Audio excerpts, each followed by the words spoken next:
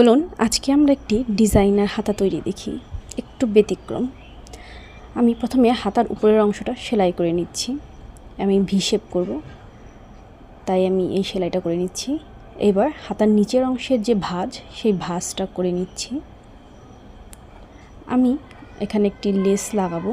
হলুদের সাথে সাদার কম্বিনেশন সবসময় সুন্দর হয় এবং দেখতে অনেক চমৎকার লাগে, তাই আমি একটি মোটা সাদা লেস লাগিয়ে নেব। এখানে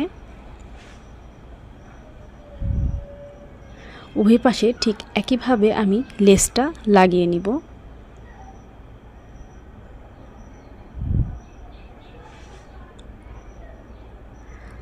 এইবার যে ভি শেপটা করেছি সেই ভি শেপটা আমি সেলাই করে নিচ্ছি, কেননা এখান থেকে অনেক সময় সেলাই ছিঁড়ে যেতে পারে বা এখান থেকে ছিঁড়ে যেতে পারে। মাঝখান দিয়ে আমি মোটা সুতা দিয়ে একটা সেলাই করে নিচ্ছি, দেখুন সুন্দর দেখা যাচ্ছে।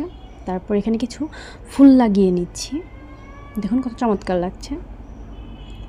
এইবার এখানে কিছু পাতা এঁকে নিব। ফেব্রিক কালার ব্যবহার করে আমি পাতাগুলো এঁকে নিচ্ছি, একটু শেড করে নিচ্ছি। এবার হাতাটার সাইডের অংশ আমি সেলাই করে নিব আমার মেজারমেন্ট অনুযায়ী।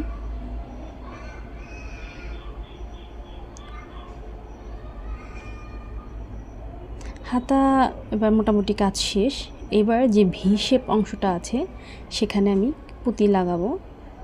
3টা পুঁতি আমি এখানে ইউজ করব, যাতে দেখতে অনেকটা সুন্দর দেখা যায়। দেখুন কতটা সুন্দর দেখা যাচ্ছে। আমার কাজটি যদি ভালো লেগে থাকে প্লিজ আমার চ্যানেলটি সাবস্ক্রাইব করবেন। ধন্যবাদ সবাইকে।